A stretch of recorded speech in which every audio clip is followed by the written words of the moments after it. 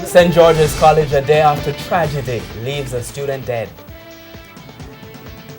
Good evening and welcome to Primetime News on air and online at onespotmedia.com. I'm Archibald Gordon. And I'm Doreen Samuels. Also this evening, what could have caused a footballer's sudden death? Medical experts share their thoughts, plus what to do to protect others. In custody this evening, the mastermind of an online scam. Protests at Denham Town police lockup after a visit is cancelled. In the business day, the latest petrol prices. There's also the health report, business day, sports and weather in the Primetime Newscast. But before the break, the feedback question.